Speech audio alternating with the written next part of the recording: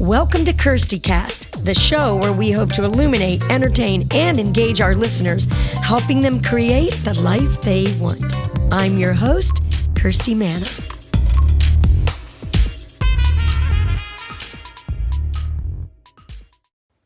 Hi, everybody. Welcome to KIRSTIcast. I'm Kirsty Manna, and thanks so much for stopping in today. What is your story? Every time that I interview somebody on my podcast, I always ask them, tell me your stay-inspired story. Sometimes, if you're just walking around in everyday life, you might think that you don't have anything to share, that's some amazing, earth-shattering story. But everybody has a story. Everybody has a story that's inspiring that they can tell to someone else. You might think that your story isn't that big of a story, but I'm sure that if you really started telling it in detail, you would find out just how inspiring it is to someone else. What's ever happened to you in your life?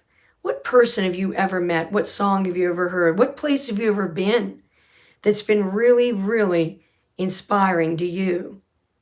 A place that you went maybe that made you cry, or a friend that you've lost that really had an impact on your life, and when you think of them, you smile.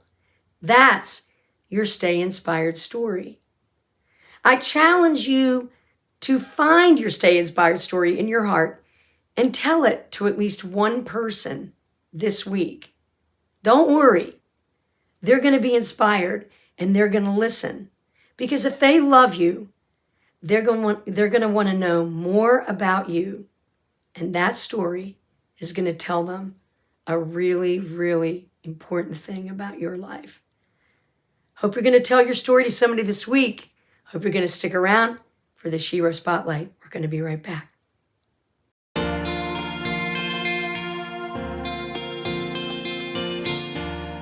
Stay tuned for the Shiro Spotlight.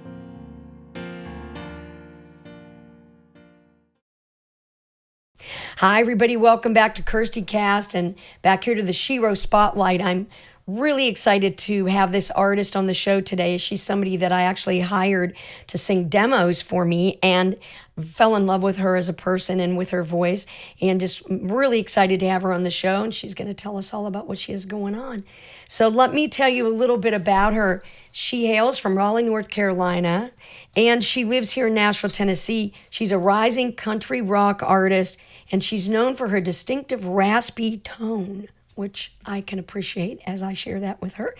And she's been compared to Sheryl Crow and Stevie Nicks. She was a contestant on The Voice when she was only 15 years old, and she earned a blind audition as one of the youngest contestants to ever be on the show. She has opened for Willie Nelson and performed at the legendary Bluebird Cafe here in Nashville, where she created an industry buzz as one to watch. She made her Whiskey Jam debut in May 2022 and performs over 80 shows a year. And she's going to be telling us a little bit about where she's going to be performing coming right up in December. So let's get right to it and welcome Brooke Hatala. Thank you. Thanks for having me. You're welcome, and it's so great to see you here. Yes. So tell me a little bit about how you like performing live, and tell us right now, before we forget, about your show that you've got coming up. I love performing live. As doing the artist thing, I love songwriting and the behind the scenes, being in the studio. Yeah. But there is nothing like being on stage and performing. That's where I can really pour my heart and soul into my songs and touch an audience. So I'm actually playing Whiskey Fest December 4th with a full band. So I'm super excited about that. That's cool. And where's that going to be? That's going to be at Winners Bar in Midtown in Nashville. All right. Yeah. So Winners is kind of a raucous place. And, yes. And you said that now Whiskey Jam is going to be at a new location. Yes. Downtown Nashville. What do you know about that? So Whiskey Jam is at Whiskey Row now, I believe, down on Broadway. So a lot of whiskey. Yes. A lot of whiskey. You got a lot of tourists down there as well on Broadway, but they're both great, and I'm super excited and honored to be part of both of those events and get to play. Yeah, that is going to really be cool, and I'll have to try to come out and see you, make my way to the front, because I'm short. Gosh, and it's hard getting up there. I know. It's crazy. It's always insane at these events in Nashville. Yeah, it's fun though. I mean, it's so fun to see shows in Nashville. It's very exciting. So what was it that attracted you to become a songwriter? Yeah, so even to start before that, I took guitar lessons at 8 years old. And then I actually had my first 1 hour gig at 11. So from 8 to 11, I was learning the guitar, singing to the guitar, kind of like learning how can I play and sing to this. And then that's when I was introduced to songwriting. I would say I was like 13 years old. And you know, I would learn covers off of YouTube and play Taylor Swift songs and all of those things. Right. And I was like, I want my own songs. Yeah. So that's when, you know, 13, I can only write about so much. But just that time in my life, I would take how I was feeling, whether at school, you know, if I felt left out or if there was something I was feeling, I would just go home and I would spend hours in my room in my journal just like writing out these feelings and creating songs. So that's when it really started. And, you know, now that I'm 22 and a little bit older, I definitely have more experiences to write about. Yeah. And I think that's the cool part of songwriting is just how it evolves over time. And I'm just learning more every day doing it. And I think that's really good advice for anybody who's out there listening that's trying to understand what to write about. You know, you write from your own experiences, and then you figure out as you become a better writer how to not have those songs seem so personal. Yes. It's kind of interesting. Yeah. And how do you think that songwriting helps girls, especially, because I always think about the songwriter girls of the world. Yes. How do you think it helps their mental health? I think songwriting is huge for mental health.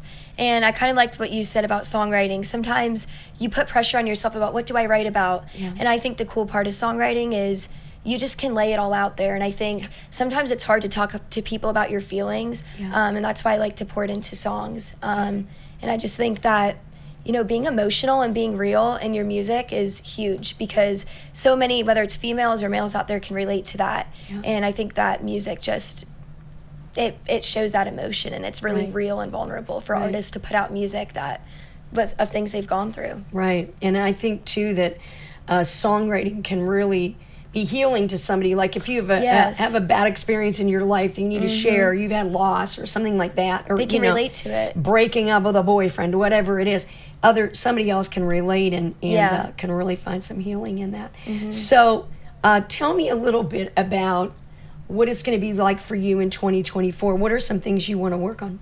Yeah, so 2024, it's crazy that that's coming up so soon. I know. Time is flying, but my goal for 2024 is to just keep releasing music. I plan on releasing 4 or 5 singles in the new year, promoting them. I'm trying to get better at, you know, the social media. That's a big part of the music industry. Oh, yeah. So just getting a lot of video and footage and content out there and getting people in my audience to get to know me more. Because I think a big part of being an artist is people getting to know you. So that's what I'm working on. And I'm just going to be playing out. I'm trying to do more full band stuff as well. Oh, good. Yeah, which I'm super excited about. So I'm just going to keep playing shows, keep releasing, and doing the thing. Now, talk to me. We were talking for a little bit before we started you were talking about getting band members. And, of course, people may not know who are listening that whenever you have a band come on to work with you, sometimes it can get expensive. Oh, yeah. Yeah. It's expensive being an artist in the music industry because you have to think of production, promotion, you know, paying a band. So I've found, like, I want to work with people who genuinely love music and just want to play and have fun and, you know, work together. So I have a really great community of people here that I'm working with. And 2024, that's the other thing. I'm looking to find a band that's mine. And I think right now I'm playing with a lot of different artists, which is amazing. But I really want to hone in on, like, my sound and my group of people who want to play my songs. Yeah. So is your sound when you're live... I'm just asking you this for people that may not know your music yet. Do you have a lot of background vocals, or do you like electric guitar? What's your sound coming to, you know, how's it shaping up live? I love any electric guitar because I'm kind of doing that country rock Sheryl Crow vibe. Yeah. So I think the energy of an electric guitar is huge. Background vocals, haven't thought much about that. I usually do my own BGVs when I record music in the studio, but I think having another female voice to back would actually be something really cool to consider. Yeah, maybe it would add a lot. Maybe you'll get a female artist who's like a rock and guitar player or something that also sings, you know? That would be awesome. That would be really cool. That's cool to think about. So tell me about some of your latest releases. I know you released something that Don Schlitz wrote. Yes. I want to hear about that story. That's so cool. Yeah, so I recently released a song called Go Home Trouble. I'm not a writer on it. Don Schlitz and Caitlin Smith are, and I've had the honor of cutting it as an artist. So the story behind that song was I was at a fundraising event in Nashville, and Don Schlitz was playing at it. And after the event, he was, going around and talking to people, and I had the honor to go up and talk to him. And I was saying how I'm an artist. I look up to your songwriting and everything you've done. And he was like, do you want to hear some of the demos? He said, I'm a retired writer now. I'm not writing anymore. So he's not writing anymore. No. Why? Did he say why? I think it's just he's getting older, and I think he just wants to enjoy time with his family, and sure, of just course. kind of being out of the music scene because he's been in it for so long. Yeah. So for him to ask me, he's kind of like, I've got all these songs that are just sitting that haven't been cut. And I showed him some of my stuff. He loved my voice, and he showed me Go Home Trouble. And as soon as I heard that song, I was like, I absolutely love it. Oh, you sound so good on it. Thank you. It's got such an easy thing to it. I really and that's the like thing. it. It's simple, simply written, simply sung. But I think those are the best songs sometimes. Yeah. So that's a great experience. So what did he think of your cut? Did you send it to him? Yes, I did. He loves it. He loves the rasp in my voice because he said it brings that emotional feel to the song more. Yeah. So that's what I'm excited about, and I feel like that's what a lot of people have said is my voice just captures this emotion. Yeah. And I think it's the crack and the rasp in my voice that just pulls in that feeling more. So I'm definitely playing with that to stand out. Did you ever get frustrated, because I've gone through this in my singing career? Did you ever get frustrated with the rasp in your voice? I could try to clean your voice out, and you're just like, forget it, this is me. I get frustrated because people would be like, are you sure you can sing this long, or is there something wrong with your voice? And I'm like, no, I've been like this since I was a little girl. See, me too. Yeah, my parents, I've always had a raspy voice. Me too. I feel like my talking voice is higher, but when I'm singing, it really shows. Yeah. But it is funny. I get aggravated sometimes because I'm like, my voice just feels so, grungy kind of, and deep and raspy, but I do love it. I feel like, again, that's what separates me from other people. I agree with that too. And I remember when I was a little girl, the pediatrician told my mom, she has a raspy voice, and she probably always will. So I guess I had a really raspy voice when I was little, really tiny, 3-4 years old. So that's kind of interesting, isn't it, that we were born with that? It is, and I got my tonsils taken out when I was a kid. Oh. So I always wonder, I'm like, does that have anything to do with it? Probably not, but I like to think, I got them out, so maybe that, I don't know, increase the rasp. I still have my tonsils, so I don't think that had anything probably to do doesn't. with it. But all the things that we do with our voices to try to, for me, it's always, how does it feel, Yeah, because sometimes it can sound worse than it feels, and vice versa. That's true. So that's good. Well, we're sisters in that one. I love that. No, I love all the raspy females out there. It's awesome. I love it. So, I always like to talk to female artists about this. What do you think are some of the challenges at this point in the market? Or maybe you don't think there's a lot of challenges for female artists. What do you think? Because female artists always gripe about it. Yeah. Maybe you don't have any gripes. I would say the hardest part of female artists in the industry, of course, radio. They're not getting played as much as males, and I think it's hard. And I think it's honestly, the business in general is so saturated with artists that it's just how do you stand out and how do you separate yourself? Yeah. And I think for females specifically, it's just you've always got to feel like you got to look your best and be your best. And there's a lot more pressure behind that. And I think personally, that's what I struggle with sometimes is, comparison maybe, but it's also just you feel like you've always got to do better. It could be better. And I'm my own worst critic. I say it all the time. I'm hardest on myself, and I think I'm trying to just embrace where I'm at and enjoy it, and just realize that it just takes a ton of baby steps to get there, and you just got to stick with it. Yeah, I think that is so true. Yeah, and I think obviously social media does that to everybody's perception of themselves. Yep. They see where other people have gone, and we forget that we're seeing one snapshot of their life, and we don't know the before and the after. It always makes me think about when I studied acting, what happens before, what happens after you say that line, you do that scene, and I think it's the same for artists. And that was part of why I started Songwriter Girl Camp. I didn't know you then, but that was part of why I started. It was because I wanted to encourage girls and women to, just kind of be in the moment and get powerful in knowledge. That's you great. know, about what you can do with your career. You know? So what's some advice you would give a female artist, like from all these things that you're learning about yourself and learning about the industry? What are some things that you've really learned that you think you could impart?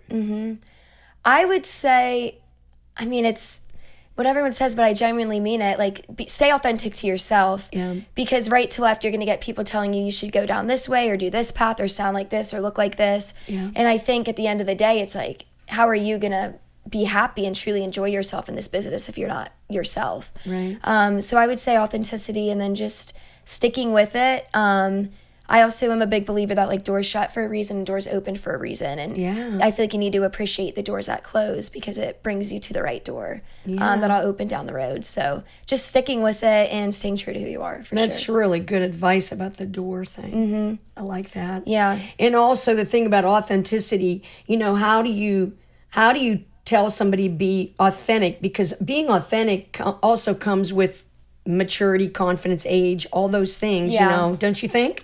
I do. And I mean, I'm still working on it. I mean, I feel like it's a growing process you know, as I get older, I'm trying to be more myself and just like fully embrace where I'm at in life and show that and be authentic in any part of my life, whether it's in my music, personal life, in my career, anything. And I just think that authenticity is huge. And I think it's relatable too to people. If you show, you know, if I'm having a hard day in the music, I just release a song and it's not doing well, just like being honest with people, like, hey, just released a song, I was excited about it, but it's not doing as well as I thought, and it's upsetting because you put all this work into it. And I just, you know, I don't want to hide any of that. I just want to be real and be like, you know, I love this and I'm enjoying the journey and the ride, but it's also frustrating at times, and it's discouraging too. Well, and sometimes too, you know, it's like, for example, writing a song. You have to write through a couple ones that aren't so fabulous to get to something that's really golden, you know? And the same thing, I think, with releasing songs, because not everything is going to generate the same amount of excitement you know that it might for yourself. Exactly. And you just have to say, okay, that one wasn't a home run, that wasn't a grand slam, that was like a first base one, you know. Exactly. That's all we're gonna get to on that, you know. So I think that's a good attitude to have, you know. So I always like to ask my guests this because I think it's so true. I like to ask them to share a stay inspired story, and that's what I mean by that is something that's happened to you in your life. It could be anything, any time in your life, doesn't even have to be about music, that really inspired you, that sticks with you, and you like to tell other people about it, or you like to go back to that moment. Can it be about someone in my life? Oh, yeah. It could be about anything. So my aunt is actually, she was a lefty pitcher in the Olympics for softball. You're kidding. That's wild. I know. It's insane. Is this your aunt on your mom's sister? Yes, my mom's sister. Oh my gosh. She's incredible, and she's been my role model. Even though it's completely different industry, sports and music, it's still like the same idea of working hard. And Stay Inspired story is basically roots from watching her in her career, because she, again, lefty pitcher, she had a ton of injuries. She got in a car accident and completely ruined her left arm. She's still stuck with it. And she made it to the Olympics, won 2 gold medals. You're kidding. Yeah, and softball's not in the Olympics right now, but you know, she's trying to get it back. She works with ESPN.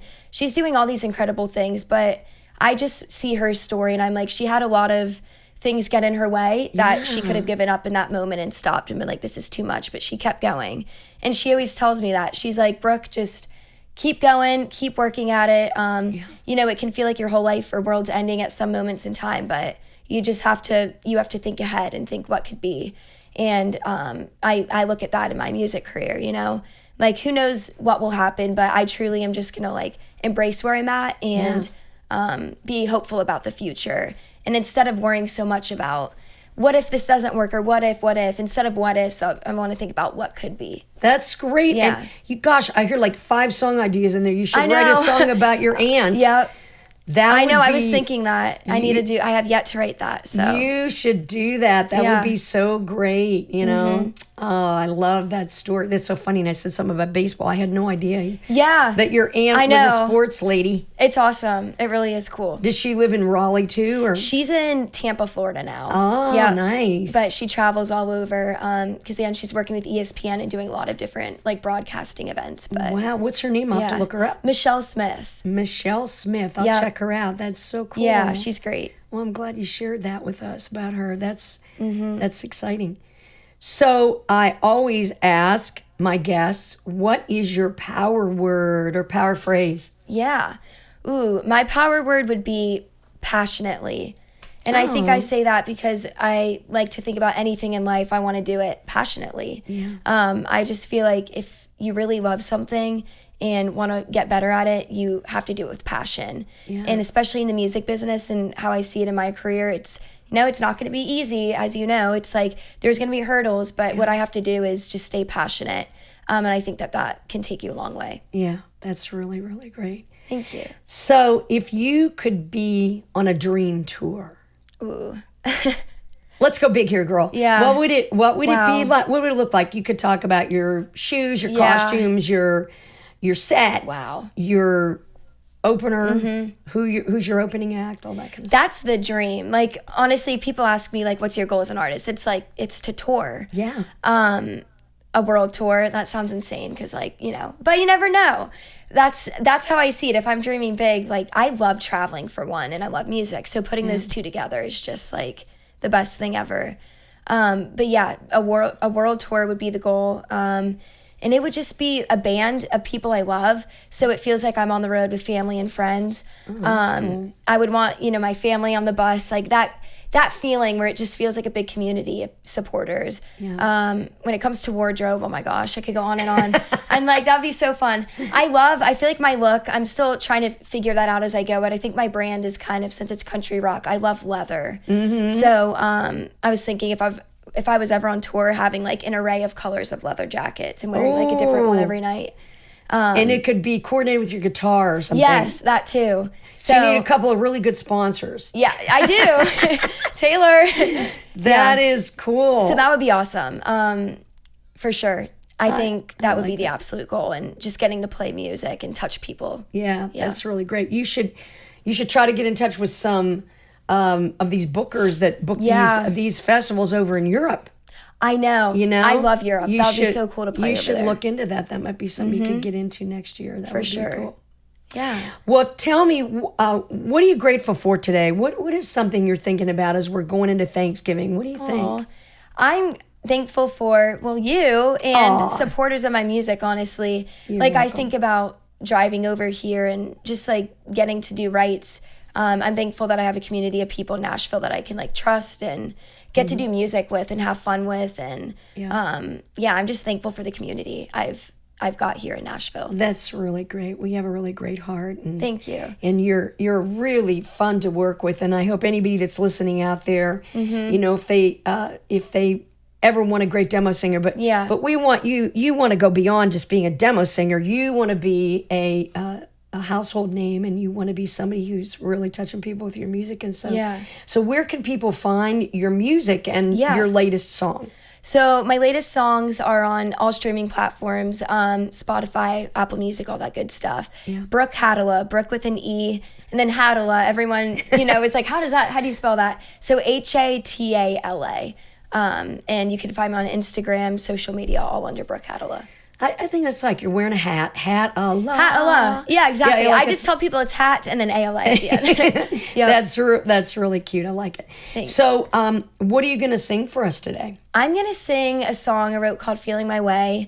And I love this song because it's just true to who I am. And it's called Feeling My Way because it's about just life and realizing that, everything's not perfect and the future's not black and white, but realizing that all you can do is your best and feel your way every day and put in your best. So it's one of my favorites to perform. That's really great. I like that. Did you write that alone or? No, so I co-wrote this one. I co-wrote this one with James Dean Hicks and Jamie Houston 5 years ago. It was it was a long time ago, but it's so crazy because I relate to the song more than ever now. And that's what I love about songwriting. It's just like a song from 5 years ago, I can feel more now than I did in the moment. That's so cool. And I forgot to say you were a Belmont graduate. Yes. Which is a huge achievement. Thank you. Congratulations on that. Thank you. I know a lot of people really crave going to Belmont, and so many great people that are now in the industry, just like yourself, have come from Belmont. So that's really cool. Yeah, it's great. All right. Well, nice to have you, yes, girl. Thank you. You're this welcome. has been fun. You're welcome.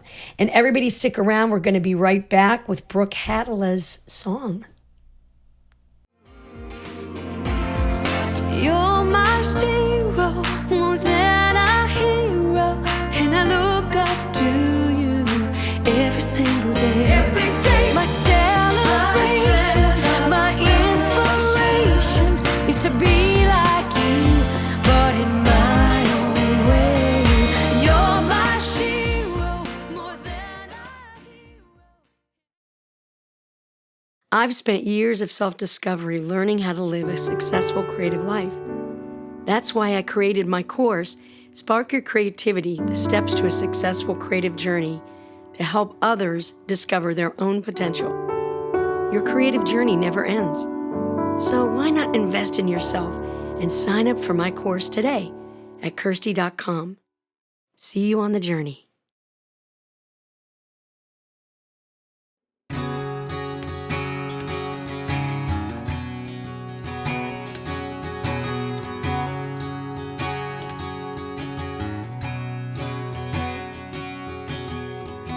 I used to wish that I knew it all, that God had given me a crystal ball. No surprises, I could see it all right in front of me. I lay a map out of my life. I know which way to turn, left or right, as if the future's drawn in black and white, but it ain't black and white. 'Cause sometimes I'm flying, sometimes I'm falling, sometimes I'm laughing, and sometimes I'm afraid. I wish there was someone to turn the light on, and someone to tell me it's gonna be okay. But I'm living every day, just feeling my way.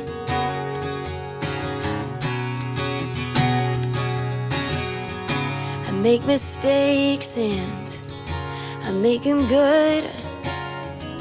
If I could get it right, you know I would. I know it's perfect down in Hollywood, but this ain't Hollywood.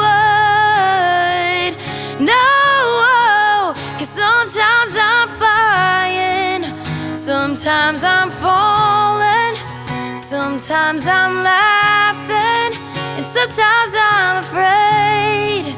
I wish there was someone to turn the light on, and someone to tell me it's gonna be okay. But I'm living every day, just feeling my way, just feeling my way. 'Cause sometimes I'm flying, sometimes I'm falling, sometimes I'm laughing, and sometimes I'm afraid. I wish there was someone to turn the light on, and someone to tell me it's gonna be okay. But I'm living every day, I'm living every day, just feeling my way, just feeling my way.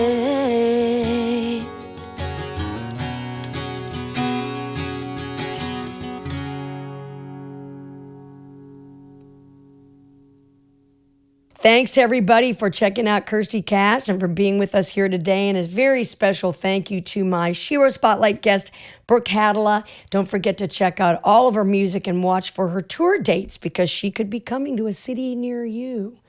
Also, I want to make sure that you check out my Spark Your Creativity online course. Hope you're going to take advantage of that and, do a little self-care and invest in yourself. And hope you're going to be back with us next time on KIRSTIcast. Whatever you do, stay inspired. You've been listening to KIRSTIcast.